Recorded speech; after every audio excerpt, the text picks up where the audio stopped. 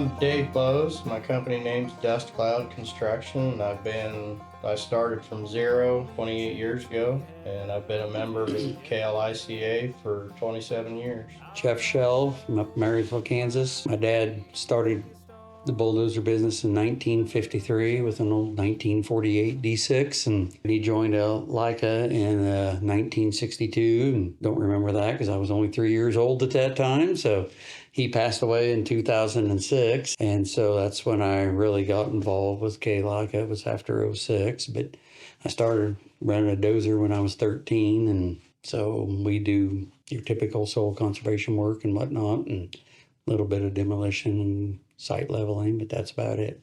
I was born in Marysville, where I currently reside, and where I live now has been in our family now for 163 years. We are one of the oldest family farmsteads. My great-great-grandfather homesteaded where I live now currently in 1861. So I lived in town for just a few years and then moved to the farm to where we're at now in 1984 and been there since. And my grandfather and great-grandfather and great-great-grandfather all lived on the same place. So it's one of the oldest family farms in the state of Kansas. We're kind of firmly rooted, I guess, or else I didn't want to spread my wings and go too far. My name's Kim Bramhall. I own Bramhall Dozer Service at Vermillion, Kansas. Born and raised at Vermillion. Started running dozer when I was 17, senior in high school for a local gentleman. After that, I worked for 3 other contractors. That's when I was first kind of introduced into KLICA. I joined in 1976.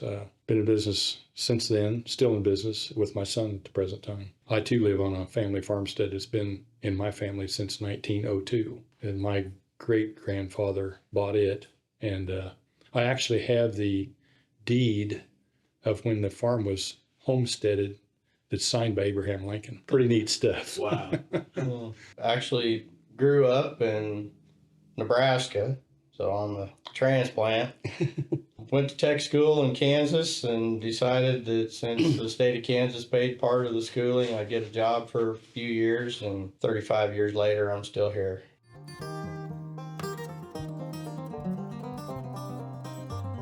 Well, I'm Fuzz Hale from Rice County, Kansas. I've been involved with KLICA for over 50 years. When I joined, the organization was called KCCA, which was Kansas Conservation Contractors Association. This organization was formed, I think, in 1953. A group of contractors met at Manhattan and formed the organization. And Burke Byer was one of them. Francis Gordon was one of them. Leslie Pacey was one of the charter members, and at one time they had 3 generations of Paceys. We've had 3 generations of Paceys as members, and at that time we weren't part of a national organization. We were just a state organization, and then in the early 70s, KLICA joined the National Land Improvement Contractors of America, LICA. And Leslie Pacey is probably the one that kept me involved in it. He was a very good friend of mine. I need to tell one story about him. I always give him a bad time. He called me one time and he says, "I've got a job and I don't have time to do it. Will you come do it for me?" Well, it was a football field, and that was the first football field I'd ever dealt with. And after I got that done, I was giving him a bad time. I said, I thought we were pretty good friends, but after you talked me into taking that job, I'm not sure about that. So, because that's a job to do with a scraper, to get it like it has to be. That's one of the tougher jobs you'll ever do, is with just, equipment that you would have been running 35 years ago with no lasers and everything, to get the crown in it. And, the crown don't just go from point A to point B. It has to be a rounding crown. The crown in the football fields are supposed to be 1.5 feet in the width of the field, see? And then it's got to slope down at each end and all that kind of stuff. And it is, I found it to be quite a chore, but I always, until he passed away, I would kid him about thinking that we were pretty good friends till he talked me into taking that particular job. So. Greg Thole was raised in Stafford, Kansas, except for the first 9 months. Dad was in the Navy then, and after he got discharged, he moved back to where he was raised. So we've been there ever since. And he joined KLICA in 98. I don't know how many, he hadn't been on there very long when he got elected to the board of directors. And then when he passed away in 13, they called me up, wanted to know if I'd take his place. I was on the board of directors in his place before I was a member. I don't know if anybody else can claim that or not. Yeah, David O'Rear, born and raised in Emporia, Kansas. I've been a member since 2001. I went to a convention the year before with a neighbor who was a member and also on the board of directors. Well, then he convinced me to join and immediately resigned his position and gave it to me, and I've been on the board of directors ever since. One thing I might add as far as Greg's concerned here is I was Region 6 Vice President, which is a national part of you go on the national board when you're doing that. And one of our contractors members told me that he could do anything Fuzz Hale could do, but he could do it better. So we had $100 bet on as to who could sign up to most new members. And one of them I signed up was Greg's dad.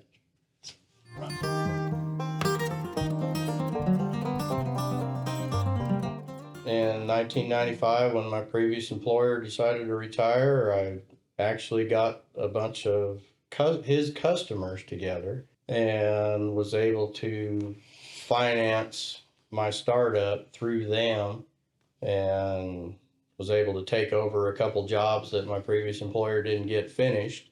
We had just bought a house and 2 young kids, and I'd already talked to the employer, and he was kind of nudging me to go out on my own anyway.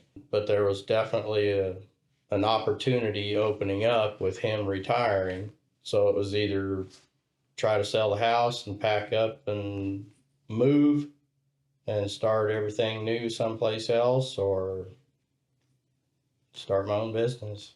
Well, like I said, I didn't start the business. My dad did in 1953, but he just bought an old 48 D6 cable dozer, hand clutch. Started doing a little work for himself, and then some neighbors saw him doing work, and he ventured down the road a mile or 2 or 3, and then he got hooked up with these guys that owned a lot of ground, Lou and Ed Cap, and they'd have him doing work, and he got so far away he had to buy a truck and trailer, so he had a 47 Chevrolet with a 6-cylinder and a single axle lowboy trailer to haul it, and it just expanded from there. And I think he got his first new dozer in 1956 and went on from there, and he wound up, I think at the time he had 6 bulldozers in the 60s and early 70s, and like I said, I started running a dozer when I was 13, and one thing I remember, of course, I hung out in the shop all the time and hung out around them guys, and I started plowing terrace channels with a tractor and a plow.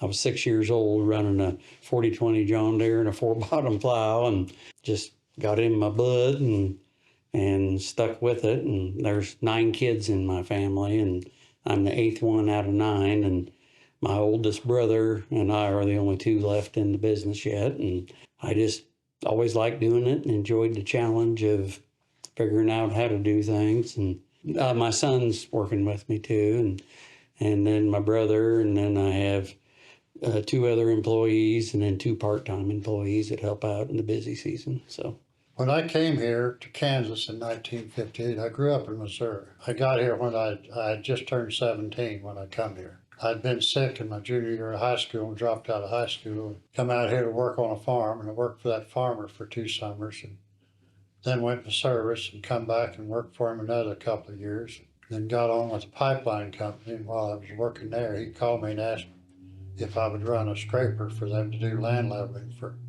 to flood irrigate their farms. We worked a deal out that I could own a part of the machine and have the right to buy them out down the road, and that's how I got started. The first machine was a John Deere 9-yard scraper, standard shift. My share of it, my 1/3 of it, cost $9,154, and he co-signed a note for it, and everything was hand shift on it, and the palm of my hand was one great big callus where you shifted so much with it. but that's how I got started. It took me 4 years. I got $3 an hour paid when the machine was running, only when it was running. I didn't get paid to service it or drive back and forth. Took me 4 years to pay off that first 9,000. Back then, the government would actually cost share on drainage ditches, and we did that. And then when I bought my partners out, I started building terraces at that point. That's when I started doing terraces. And then in the early 80s, I bought my first dozer, thinking I could do oil field work. Well, that's pretty tough going when you try to collect from small oil companies. You need to be more diversified if you're going to stay in business. And at that point, I went and bought an excavator and a dump truck. Somewhere in that time frame, we bought them all some terracing machine, and then we could make money building terraces, because you get so much more work done with that than you could a scraper. But I do believe that probably wouldn't have stayed in business if we hadn't diversified and got into several different things. Back in the 30s, Granddad and great-granddad, they farmed with cats. Well, after Granddad passed away, we found a picture taken in 37. Great-granddad standing in front of a Caterpillar combine pulled by a Caterpillar tractor. So we've got that in the history. And then after World War II, Granddad won a new D4 to farm with. Well, he was quite a ways down the line to get one. They called him up one day, said, "We got one in with a dozer blade. Would you be interested in taking that one?" So he took that, and then Dad started playing around doing dozer work with that. And when he got out of the Navy, he bought a D7 shortly after that and just kept expanding after that. So I've been around bulldozers since I was born. When I was probably 5 was the first time I was on a tractor with a great uncle. I've been hooked ever since. I mean, I originally farmed in the late 60s and into the 70s, and a neighbor had a small dozer, and I'd borrow it to work on property that I had. The 80s were coming, and I got out of the farming business, went to work for a small contractor in Emporia. He retired, and I got a job with another contractor that was kind of a small contractor at the time. After 12 years, I was a superintendent for about 26 people working on big jobs. Was tired of having to look over so many and not getting to run the equipment myself.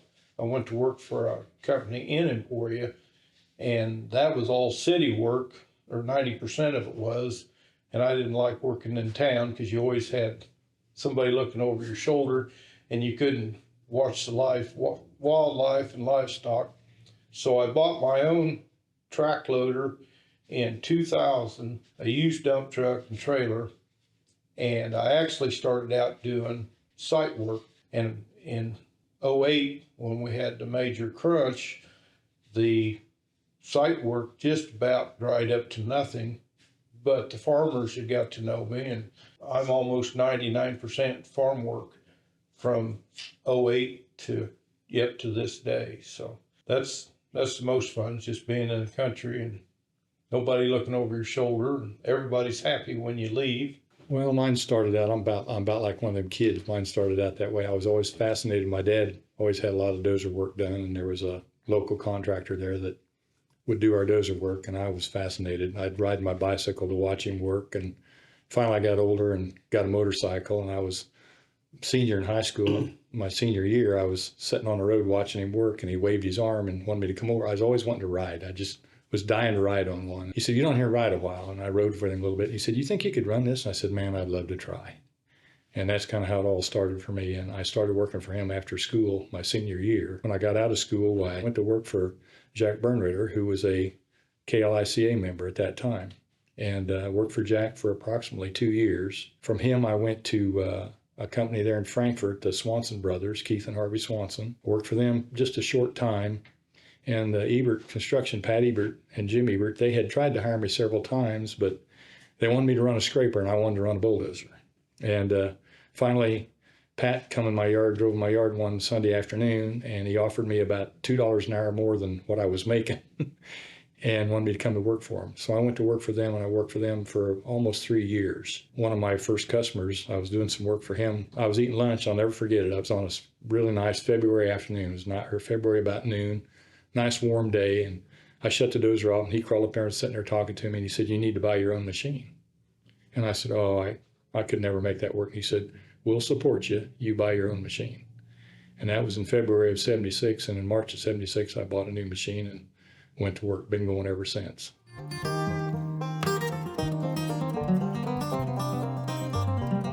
I love the power, just the sheer power. That's what I liked about it. It was just, of course, the first guy I worked for, he let me go take a tree out, and that he had me hooked. The minute he let me take that first tree out, he hooked me. Boy, he just, he let me take a big old cottonwood tree out, and I thought, man, I just felt that feeling of power. I just couldn't get enough of it after that. So, still kind of silly that way today too.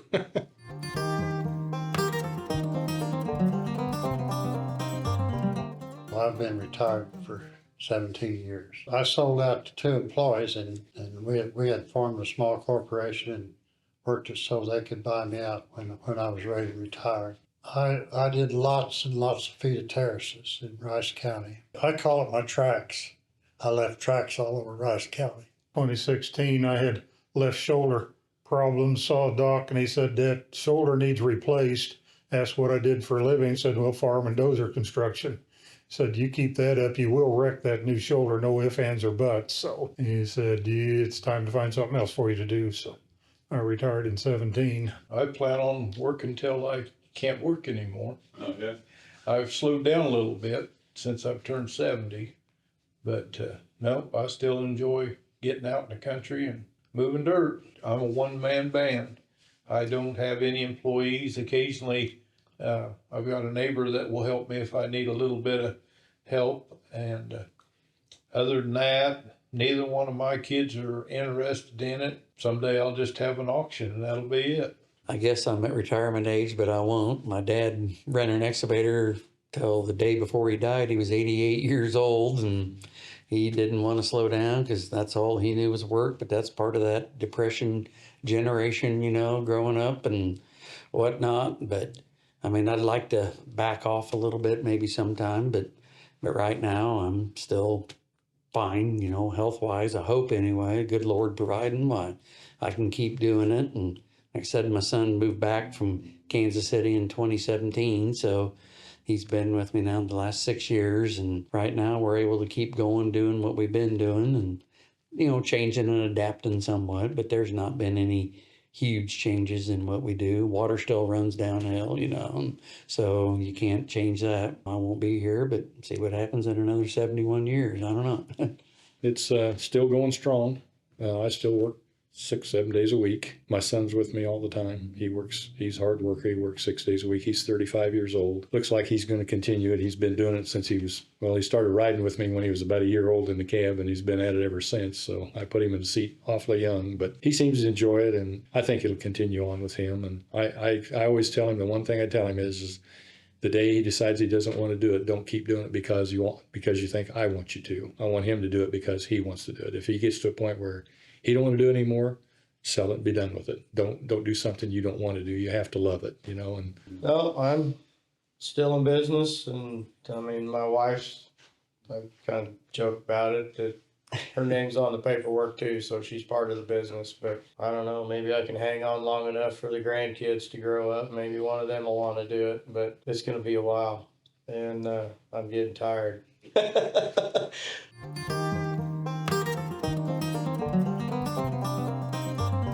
My son would like to, yes. And my grandson's nuts about it. Of course, all little kids are, any kid in an excavator or dozer, it's like, oh, wow, Anyway, so they think that's cool. So it's a big toy. anyway, oh, yeah, absolutely. Anyway, but he's 8 years old. My oldest grandson is, so he thinks it's neat. So hopefully, he can continue it on and take the legacy on forward, I guess.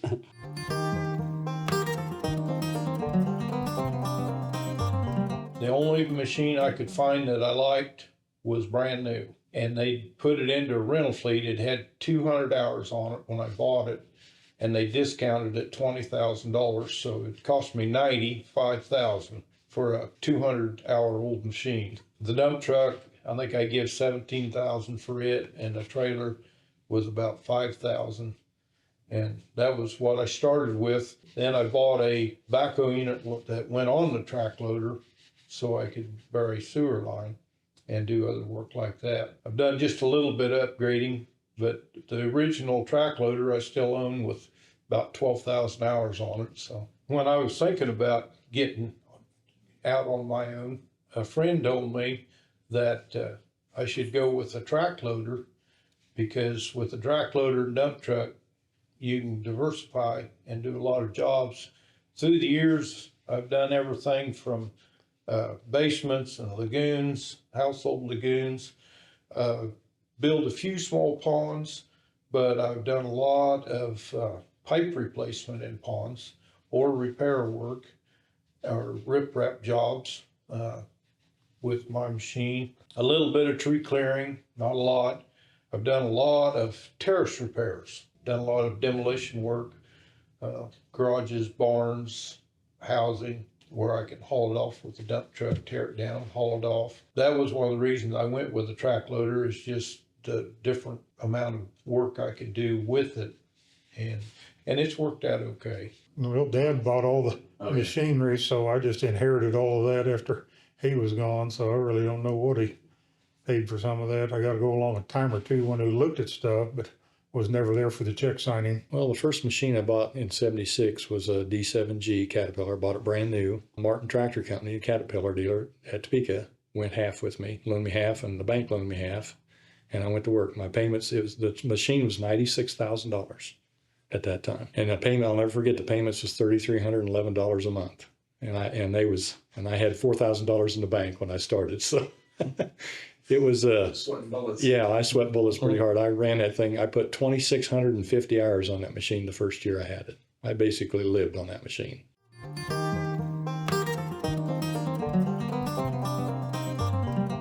Well, it was just all I could do to make the payments. The time I paid the fuel bill and everything else, it was all I could do to make the payments. But I got along pretty good. The third year I was in business, I bought a second machine, and then it just kind of grew from there.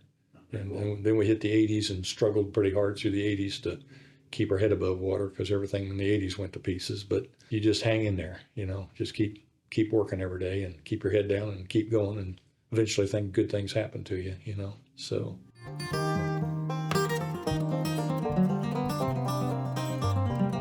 I think the one really that stands out for me is the one city put in a new sewer plant, and they went to sewer ponds instead of an actual plant that processed the sewage. And I tried to get in on that as a general contractor. I was going to work with another guy that wanted to do the pipeline part of it, and then I was going to do the dirt work. Well, too big of a job on there for me. I had to get bonded and all that, and that's where I learned about bonding. And I contacted Dirk Reniker, and because I didn't know anything about getting bonded, he pretty much explained to me that where I didn't have the past experience of doing it, that if I didn't have the cash to cover the cost of the project in order to buy the bond, that there's just no way it was going to happen. And so that kind of shot that. But I was able to get in with the two other companies that were bidding on the job, and was able to subcontract with the winning bidder and to do part of the demolition of the old plant. And as it turned out, the guys they hired to do the dirt work part of it didn't do it right. So they hired me by the hour to come back in and correct their mistakes. And so it actually turned out pretty good, because I made a pretty good chunk of change working by the hour, and to fix a bigger, better contractor's not subpar job, we'll say. The first one I ever did, I was 13 years old, and on a 1959 cable operated D6, and Dad took me up. It was just not too far from our house, up on a place that Ed Taphorn Farm, Marie owns. And anyway, and we went out there, and I sat on the toolbox, and he made a few pushes and told me to get going. And of course, like I said, they were cable dozers, so there's no down pressure on the blade. So you could only take what we plowed loose, and stuff. And he goes, well, you can push in first gear for a little bit, but he says, you ain't going to get anything done until you go in second gear. He says, if you don't get it in 15 minutes, I guess you're never going to get it. And he jumped off the dozer and left. So there I sat. So I pushed a little bit, and then course, you always had to keep the cable tight on those things. You didn't want slack in that cable, because then if you pulled up to raise the blade and there was slack, it would bite and grab and you'd snap the cable in two. Then you had to restring it, and that was a lot of work. Anyway, you had to drive out wedges, and it just was no fun to break a cable on one of those old dozers. But most recent one that would be, we did for a dairy, and it was kind of, well, the state NRCS and KLA designed it all, and it was kind of state-of-the-art stuff with the freestall barn and the flushing system, and they collected the sand from the area and built pits and dams. I think we wound up building 4 dams and one huge lagoon that they irrigate out of and stuff, and it collected water, and they would pump it back up and reflush it. But the guy that built that, he just won the Marshall County Conservation District Water Quality Award for it just this year. We were just there Wednesday night, just a few nights ago. So it's worked out well for him. And one of the NRCS engineers that designed it will be here this weekend too, Andy Brockstrom. So that's one of them that kind of stands out that I enjoyed doing. It was a challenge. And I said when we did that, we started it 4 or 5 years ago, and it was like a 2-year progress, just adding a little bit to the system every time. And I told him, I said, well, it's been nice to have all the GPS stuff we have now when we had it back then, because we were just running by the seat of our pants with a laser and, checking grade and stuff, and that was it. So would have been nice to have the GPS technology that we got now back then, but made it work. And There was one time I was on a huge sand hill out there, and that 9 started roaring louder and louder. I looked beside me, and there's an F-4 fighter jet beside me. I'm higher than he is, so I won't ever forget that. And then we got to work on 281. They were widening out the shoulders on that. Guy that got the dirt contract, he didn't have any big dozers. There was huge cottonwood trees. There was one, probably a 200-yard spot. They had 3-foot diameter cottonwoods at just 3 foot from the edge of the pavement. And we worked on that all Saturday afternoon, getting those trees down. Didn't have anything cleaned up. Next morning, guy going along there in the Chevy Blazer blows out a right front tire, and down through that ditch we'd cleaned up, he went. I guess just tore the whole bottom end from out of that Blazer. He was just raising Cain about how dare we leave it like that. Undersheriff looked at him and said, you'd have done this 24 hours sooner. We've been in out here with putty knives scraping you off of that. You're lucky to be alive. That was one I always remembered. When I first started, I had a few little jobs lined up, and then I hit a dry spell, and I thought, my God, what am I going to do? I got payments to make, and I don't have anything to do next Monday. One of the contractors that belongs to the organization that actually got me started, Eddie Lee of Levi Construction, he called me up and he says, you doing anything? I said, well, no, not right now. I said, well, I can use some help on a pond dam. And I went in and started helping him, worked 3 or 4 days. Now I got a job of my own and worked a little bit. And he actually kept me from starving there for that first year. One sticks out. When I was working for Ebert Construction, we were on Casement Road below Tuttle Creek Dam. There's the river goes through there, and we were going to take the bridge off. It was an old high banister bridge. I'll never forget this, because we thought, Pat and Jim thought they had the idea that we would knock the banister out from underneath of it, and we would just pull it off and leave it. We kind of knocked the north abutment down that holds the bridge up. It's concrete abutment. So we knocked it down, let the bridge kind of come down like this. Well, then we thought we'd just pull it off the other abutment on the south side, just pull it in and then pull it up out of the river. We pulled it off the abutment and the bridge went out of sight.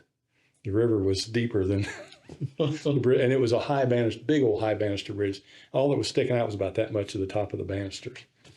We fought that thing for 2 days trying to get that thing up out of that river. We finally took it out of there in pieces, just pulled it a piece at a time to get it up out of that river. We fought that thing. But the experience I got working with Jim and Pat Ebert was, you could never replace it. I mean, I've got experience on things that most people never get to ever see, because there was nothing those guys wouldn't try. That's one that really sticks out to me. When they did the restoration of Tuttle Creek here about in 2009 and 10, I think that was about a 3 or 4 year job. We got involved with Byers Construction, which is Burt Byers was one of the founders of KLICA, one of the first members.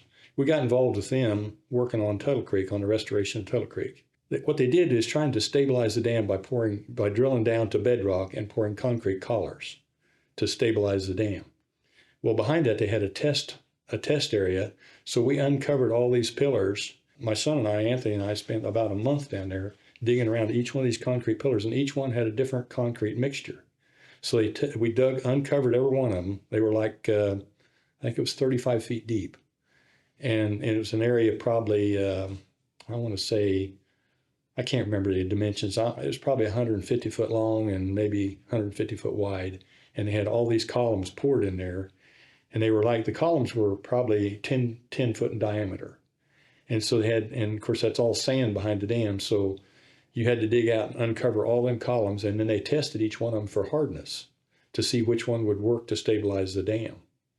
So that was the first part of that. We did that in 2006. In 2009, Kelly called me and he said, I need an excavator here to help me on the backside of the dam. They was laying a tow drain, which is a 36-inch pipe covered in rock to pick up the water that seeps through the dam. So my son went down there. I dumped him off in June of 2009. He was there until May of 10. And he laid all the rock on the backside of the dam. They covered that backside of the dam with riprap. And he laid 66,000 tons of rock on the backside of that dam. If you go down there today, it's all still there. It's beautiful. It's a piece of art. But in the meantime, I was on the front side of the dam, and we covered it with rock with bigger riprap. And I didn't stay for the whole part of that job, but I helped get it. I prepped the site of it. It was quite a project. You don't realize how big Tuttle Creek is until you're down there on the face of it. I was right down next to the water, and I remember a truck driver had CB radios on, and I remember one of the truck drivers come across the dam, and he hollered at me. He said, "You look like an ant down there." And I felt like an ant. That dam is huge when you get on the face of it. So I've been pretty lucky. I've been exposed to a lot of things, you know.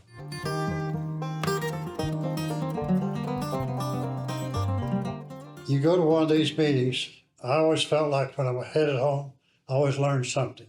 Because you run on the guys that worked in a different area. We were having to do a few tile outlet terraces, and I was telling a contractor in Minnesota how much of a chore it was, to how much handwork we had to do to make that happen, you know, especially if the ground was a little wet and it wouldn't break up. And he said, well, just cut a thing. And he says, I call it a ton that fits on my backhoe bucket. And you round the end of it up and you dig a ditch through there and you got it around the bottom and that pipe will set right in. It made things a whole lot simpler. And that's one of the things I picked up at a convention from a more experienced contractor, is what it boils down to. And you know, everybody's got different ways of doing things, and a big share of the time it's a good idea if you just listen to them. It really is. So. One of the biggest problem solvers or things that help is we get government to come into the conventions, and guys are having trouble. They're laying stuff out that isn't working right or something, and we can talk to the people that are designing them and tell them what issues we're running into with the designs they're coming up with. And sometimes they get things changed.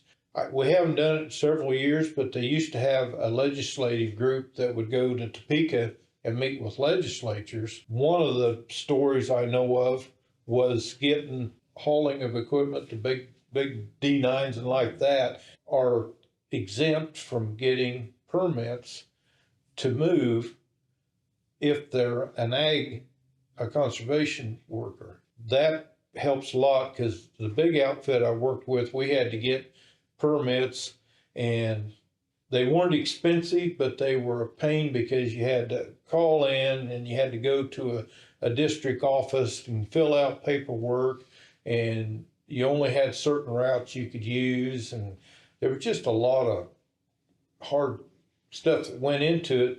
And the KLICA group went to the legislatures and they got it changed to where anybody working in ag, they had to go ahead and have their safety equipment, but they didn't have to go through the permitting process. And, you know, it was easier for them to move because they're moving, once or twice a week, maybe once or twice a day. I mean, you know, depending on your jobs and what you're doing. But, you know, if you had to get a permit go down, stop and take an hour and go get a permit 2 or 3 times a week. You know, it's just a giant pain, and they got that taken care of. There's been some other things that Fuel tax issues. fuel tax issues, yeah, for the equipment, tax on equipment. If you're 100% ag, then you can buy equipment tax exempt, or had been able to. My situation, I was basically called commercial, so I paid tax on mine, but I applied for it, but they said I wasn't doing enough ag work at the time that I couldn't get a tax exemption. But you know, it helped. A lot of the guys were able to gain from that.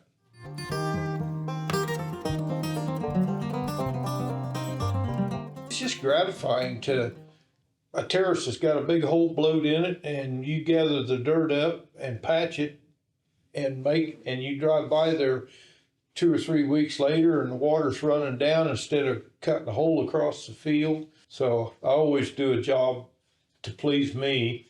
And a couple of times I've had a guy thought that I spent too much time, so you knock off a half hour or something, just because of the pride of doing the job, and you wanted to see it done right. Kind of gratifying now. You drive around the countryside, and well, we worked out of that over there, and how much better it looks now than it did before we got there. Or Yep. that old farmstead was falling down, and now it's all cleaned up, and they're farming over it and raising product. And when we was knocking down sand hills, we have a quarter section. They said it might support 6 cows and their calves for the summer. Now they're growing 200 bushel corn out there. Mm-hmm. Said before it just barely pay the taxes. When your customer calls you and says, they don't ask you what it's going to cost. They say, we've got a job and you're going to do it. That tells you that you're. Yeah, I just thinking in 24 years, I think I've bid 3 jobs, and I give out a few estimates. I always wanted to know a rough estimate. Normally I can come close. Every now and then you'll get a job that, well, I think I can do it for 5, and it ends up being $6,500 or $7,000, and you kind of tuck your tail between your legs and walk up and say, well, we went over. It's just, you know, 99% of them all say, oh, you did a good job, no problem. We know, we see that it took extra work.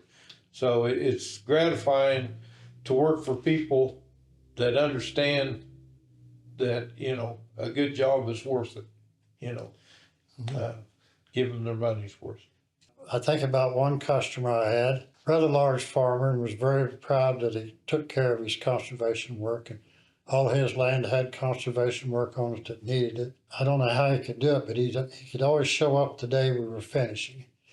And just because you're ready to move the machine off don't mean you're finished. You know, you got to do the paperwork. And this guy's name was Cecil, and he shows up one day and he says, Fuzz, he says, how much money do I owe you? And I said, well, I got to measure it, turn it into soil conservation, and I'll let you know.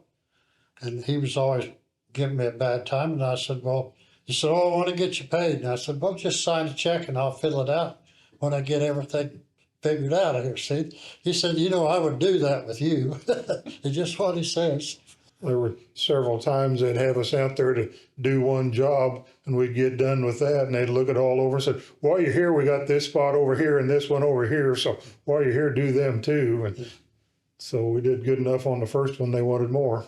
Yeah. Dad never advertised dozer service at any time. It was all word of mouth for him, and he'd say, well, it's going to be quite a while before I get there, and they said, yeah, we'll wait on you. I don't honestly don't think you could find better customers than farmers. You really have to search to find a better customer than a farmer. 99.5% of them wouldn't hire you unless they knew how they were going to be able to pay you. Yeah. Not all people are that way. How many times we'd go out there and they'd tell us what they wanted done, and then they'd tell us how they wanted it done. And we'd go out there and look it over and do it the way it should be done. Then they'd come over and they'd just how happy they'd be we did it exactly like they said. Yeah. I talking to that Greg just mentioned one morning or one evening, this doctor from Enid, Oklahoma called. He had quite a little land in Rice County, and he says, "Do you have time to meet me and look at a project up there at my headquarters?" And I said, "Yes, I can do that." He said, "Well, what works good for you?" And I said, "Early in the morning." And he said, "Well, how about 6 o'clock? Because it'd be daylight then." I said, "That'll work perfect." So this guy drives up, this doctor drives up from Enid, Oklahoma, meets me out there west of Lyons, 6 o'clock in the morning, and he starts telling me what he wants done. Well, everything he had in his head was wrong. It wasn't going to work. I dealt with him a few other times before. He was one of those type of guys that would joke with you a little bit, you know. Finally, I said, "Well, Doc, maybe you ought to go back to Enid and do surgery and just leave the dirt work to me." And he said, "You know, I think you're right." And he had driven up to go to meet with me that morning. But, and always, he'd call me and say, "We need to do something out there on this farm." He had several farms in the county, and that's how we worked from then on. Was He just trusts you. yeah, it was good customer.